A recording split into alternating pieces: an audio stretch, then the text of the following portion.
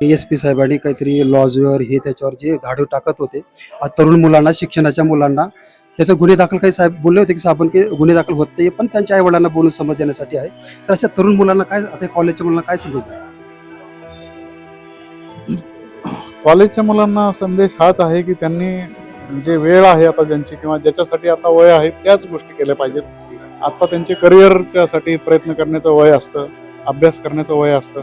तर ह्या वयामध्ये तुम्ही दुसऱ्या गोष्टी केल्या तर काय प्रगती होणार नाही, परंतु अभ्यास केला तर नंतर काही ना काही होईल. तुमचं आयुष्यामध्ये सगळ्या गोष्टी त्यांना मिळणार असतात, त्याची योग्य वेळ असते प्रत्येक गोष्टीची. परंतु चुकीच्या वेळेला जर चुकीच्या गोष्टी केल्या तर त्याच्यातून पण नुकसान होतं. आणि विशेषतः मुलांना हेच सांगायचं आहे की तुम्ही करिअरवर फोकस केलं पाहिजे ह्या वेळेला. आणि हे जे अट्रॅक्शन असतात मुलांना मुलींना हे, तर हे त्याच्या वयानुसार असतात, परंतु त्याच्यावर कंट्रोल करून आपण आपल्या करिअरवर लक्ष केंद्रित केलं पाहिजे. आपले करिअर पूर्ण झाल्यानंतर ज्या ज्या काही गोष्टी आहेत, नैसर्गिक गोष्टी आहेत, त्या सगळ्या आपल्याला मिळणार असतात आयुष्यामध्ये. राऊंड किंवा रात्रगस्त करणारे जे अधिकारी अंमलदार आहेत त्यांना टास्क दिले जातात. दररोज जे जिल्हागस्त अधिकारी आहेत DYSP दर्जाचे, तर ते संपूर्ण जिल्ह्यामध्ये जे रात्रगस्त करणारे अधिकारी आणि अंमलदार आहेत तर त्यांच्याकडून माहिती घेतात. त्यांना पॉईंट दिले जातात. घरफोड्या ज्या भागामध्ये जास्त आहेत तिकडे गस्त करा, किंवा इलेक्ट्रिक मोटर चोरी ज्या प्रमाण वाढलेलं आहे त्या भागामध्ये गस्त करा. नंतर बँकेचे ATM आहेत तिकडे गस्त करा. प्रत्येक चौकामध्ये किंवा सराफ बाजार असतात तिकडे भेट द्या. अचानक रात्री 1:30 ते 2:30, 2 ते 3 ते 2:30 ते 3:30 अशी संपूर्ण जिल्ह्यामध्ये अचानक नाकाबंदी लावली जाते. आणि जे आपले E-बीटचे जे पॉईंट आहेत, स्कॅन करायचे जे पॉईंट ठेवलेले आहेत भरपूर ठिकाणी, तर तिथं ते स्कॅन केलं जातं. प्रत्येक ह्याचं रेकॉर्ड असतं आपल्याकडे SP ऑफिसला की कुणी रात्रगस्तीमध्ये कुठं कुठं विजिट केलेत काय. तर भरपूर प्रमाणामध्ये त्याचा आता फरक पडलेला आहे या 2 महिन्यामध्ये. आणि जे प्रमाण आहे चोऱ्यांचं ते पण आता कमी होत आहे. शेवटचा प्रश्न विचारतो आता. आपल्या सर्व नागरिकांना जे असतील, आपल्या पाचोऱ्यात असतील नागरिकांना काय त्याची सुरक्षा, काय काय आव्हान करसाल तुम्ही?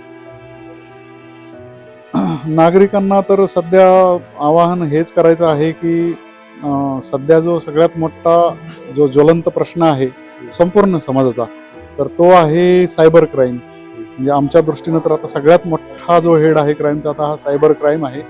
रोज म्हणजे प्रत्येक नागरिक, प्रत्येक माणूस मोबाईल वापरतो. जवळजवळ प्रत्येक जण त्याच्यातला अँड्रॉइड फोन वापरतो. आणि जे फायनान्शियल सिक्युरिटी असते त्याच्याबद्दल एकदम अनभिज्ञ, एकदम अनअवेअर असतात लोक. आणि प्रत्येकाचे जे नंबर आहे तो बँकेच्या अकाउंटला अटॅच असतो. आणि जे सायबर क्राईम करणारे जे गुन्हेगार आहेत ते कुठंतरी नोएडा, दिल्ली, झारखंड इकडे तिकडे किंवा अगदी परदेशात सुद्धा बसून कंबोडियासारख्या देशांमध्ये तिथून हे रॅकेट चालवतात.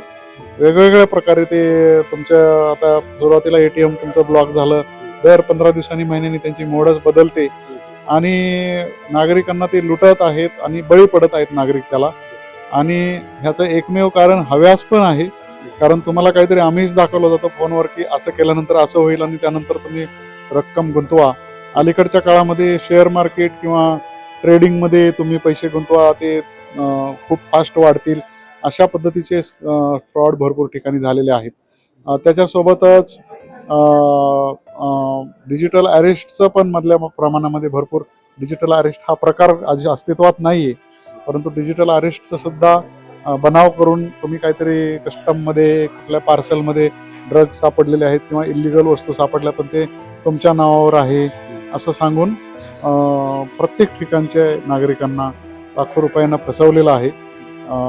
कुठलं तरी CBI वगैरे याचं बनाव आम्ही त्याचे अधिकारी आहात असं सांगू. तर आम्ही नागरिकांना हे सांगू इच्छितो की असे कुठल्याही प्रकारचे डिजिटल अरेस्ट हा प्रकार अस्तित्वात नाही कायद्यामध्ये. आणि साधारण रस्त्यावर जर आपली गाडी अडवली तर आपण कोणाला तरी फोन करतो किंवा पोलीस स्टेशनला खात्री करतो. तर एवढ्या प्रकारे जर असं घडत असेल तर नक्कीच आपण जवळच्या पोलीस स्टेशनला विचारून किंवा 4 ठिकाणी विचारून खात्री केली पाहिजे की असं मला सांगत आहेत तर हे खरं आहे का. तर हा एक ज्वलंत प्रश्न आहे. दुसरा आता ड्रग्सचा जो प्रश्न आहे ते त्याचे प्रमाण आहे ते आता मोठ्या शहरापासून जळगावसारख्या शहरामध्ये आणि अगदी तालुक्याच्या ठिकाणी सुद्धा त्याचे हळूहळू त्याचं नेटवर्क वाढत आहे. तर त्याच्यासाठी आम्ही संपूर्ण जिल्ह्यामध्ये राईज म्हणून मोहीम सुरू केलेली आहे ड्रग्सच्या विरोधामध्ये पोलिसांनी. तर त्याच्यामध्ये आपण प्रत्येक शाळा कॉलेजमध्ये जाऊन मुलांना अवेअरनेस करतो त्याच्याबद्दल की अशा कुठल्याही प्रकारे बळी पडू नका.